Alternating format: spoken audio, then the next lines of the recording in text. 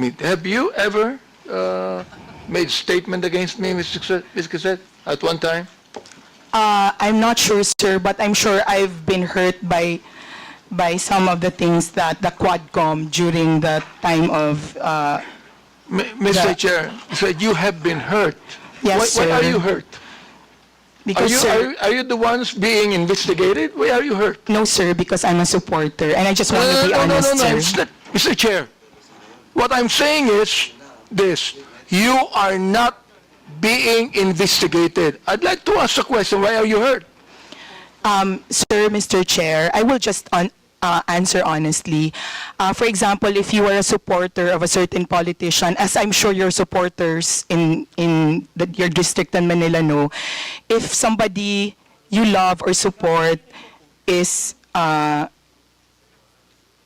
attacked or investigated, it hurts you. But, sir, I'm just being honest because I don't remember that I said anything about you. I'm just saying that I'm sure that maybe there were.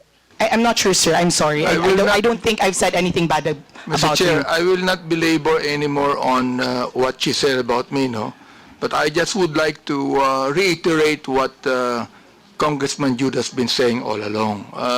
You said, you're a journalist, right? Yes, sir. Okay, I'm not a journalist. Yes, sir. And you said a while ago that you write what you feel. Am I right? On my Facebook, sir, not on my job. Yeah, you said you write what you feel. Am I right? Yes, sir. Okay. Now, I do not need to be a journalist to write what I feel. Am I right? Yes, sir. All right. So why do you always say you're a journalist?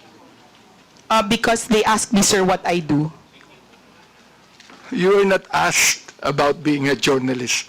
You said it, that you are a journalist. Now, Sir, being a journalist, Mr. Chair, binanggit mo yung daw. Is that what you feel? Or are you trying to say now that that is what the masses feel? Mr. Chairman, that's what the impression I got from the social media platforms. The like TikTok. impression Yes, sir. that you got. We call it social media impression, sir. Well, I'm quite ignorant with the social media impression, Mr. Chair. But what I'm saying is this. You said that you write what you feel. Now, when you said daw, na maraming nag-resign na mga pulis, daw, all right? You were not writing what you feel. You were actually writing what you think the masses feel. Am I right? Sir, in the first part of the sentence, yes, sir. And then the second part of the post where I had my own opinion, it was what I felt, sir. So you believe that what you were writing, what you believe to be what the masses feel. Yes, sir, that's right, sir. All right. So you're not writing what you feel, actually. Yes, sir, as well, sir. Therefore, you were wrong in your first statement. Yes, sir. Okay, sir. Good. Very good. I'm so glad that you admitted that. All right. Now here it's... In light of the new information, sir, in light of the press I do not need release, you sir. to explain. I don't need you to explain, Mr. Chair. Yes, sir. Thank you. You admitted you're wrong, and that's it. Yes, sir. Thank All you. right? Now, I'd like to ask General Torre here. You answered a moment ago, General Torre, that when you speak of a mass resignation, there's none. There's none. Will you please explain further so that Ms. Cassette Chu will be able to understand that is not what the masses feel? Well, there's really nobody on record who filed their resignation, sir, just because of the Duterte arrest, sir. There's none on record right now, sir. Do you believe that, Ms. Cassette? Do you believe the statement of General Torre? Yes, sir, because he has the insider information. I believe him, sir. Would you now please write something about that? Even if you do not apologize, would you now please write Yes, something sir, about if you that, wish, that you sir. believe, now, just a moment, that you believe that with the statement of General Torre? Would you please write that? Yes, sir. I will write, sir, that according to the PNP, there were no mass resignations due to the Duterte arrest. Thank you, sir. And therefore, you were wrong. Yes or no? Yes, sir. Okay, thank you very much for admitting that again. All right, now, I would like to understand what you wrote also here, December 28, 2024. I have the copy here, and the picture, I was actually asking my colleagues here, who is this lady in that picture, and I was told that this is the daughter of the former president.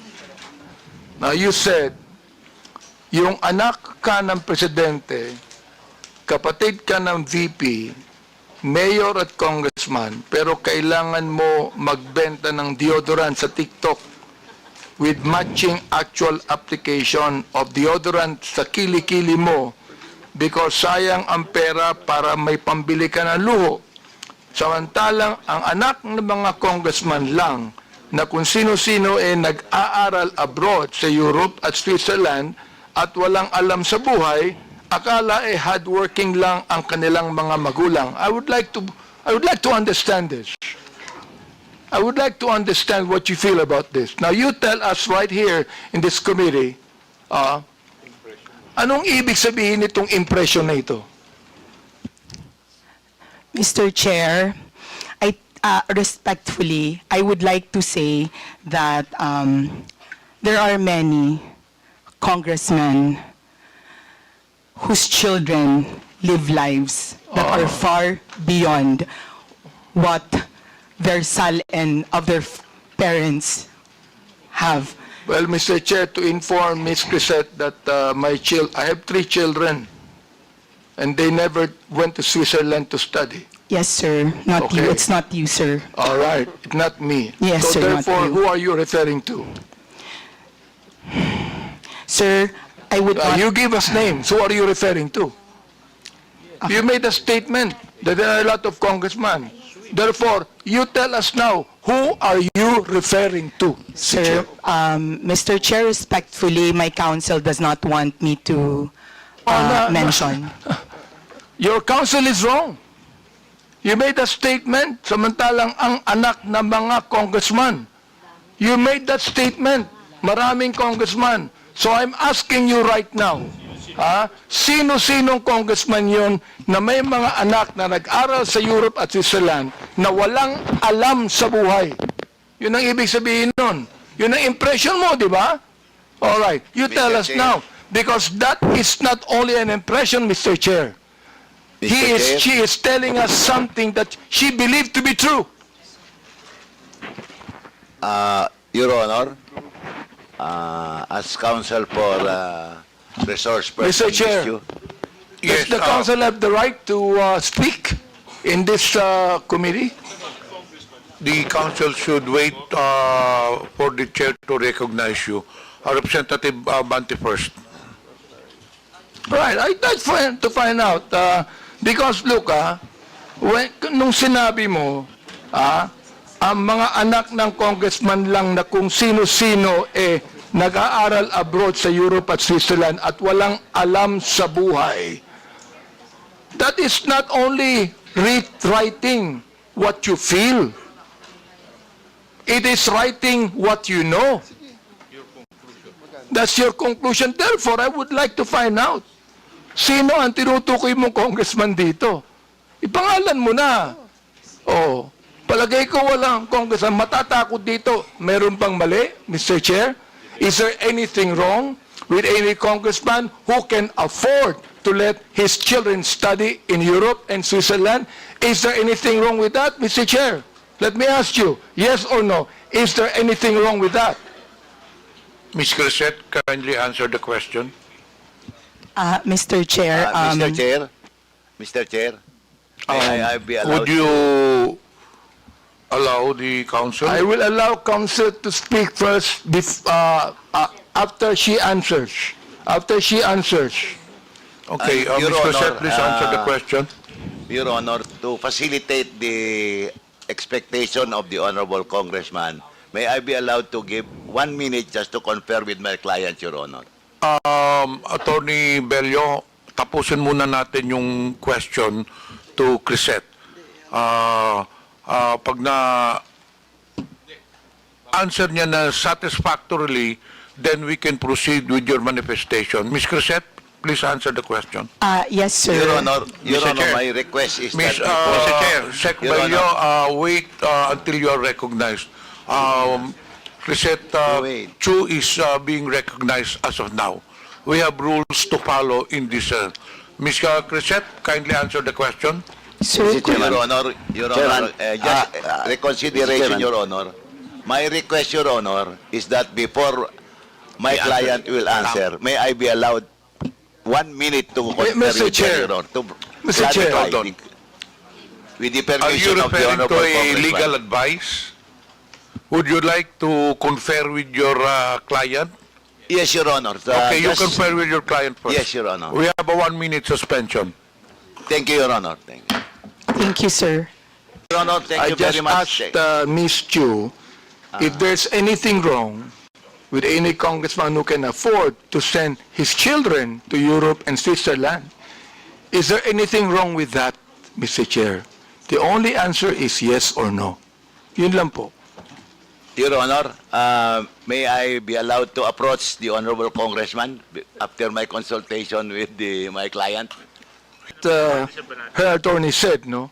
And again, I would like to ask Ms. Chu to respond according to how her attorney advised her.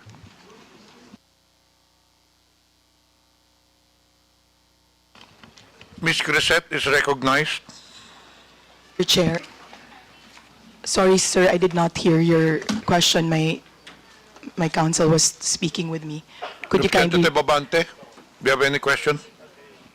Yeah, I asked you a question a moment ago, and your lawyer conferred with you. So I agreed with what your lawyer said, and your lawyer said that it's just a matter of oversight, and you're willing to apologize. So please do it now. Yes, sir, my lawyer and I talked, and my case is a matter of oversight. And I apologize, sir. Thank you, Mr. Chair. I'd like to manifest as the third time that Ms. Crisette apologized to this committee. Let me continue on. Tito Romy, sinend ko po. On December 28, 2024, Ms. Crisette, Yes, sir. you said in Tagalog, ang tanga ng gobyernong to, not just as leaders, but as human beings. Is that what you feel? Sir, I apologize. I do not know what happened on December 28 to make me angry. But if I wrote it that time You're apologizing. for not... No, sir, I mean, I do not know what situation on December 28 Let me and what the continue on. context. Let me Yes, sir. continue on. It says, ipapamudmud sa mga naka-braces na nagbabakasyon abroad ang AKAP money tapos utang ng 629 billion. Yung budget ng ayuda this year na pinibigay kung kani-kanino na nag-mall tour pa yung mga tanga na 500 billion uutangin ulit kasi nag-deficit daw. Mr. Chair, Ms. Crisette, ang galing mo naman. Tanga ang gobyerno, ikaw matalino. Ano? Am I right? Tanga ang gobyerno, hindi mo matalino ka.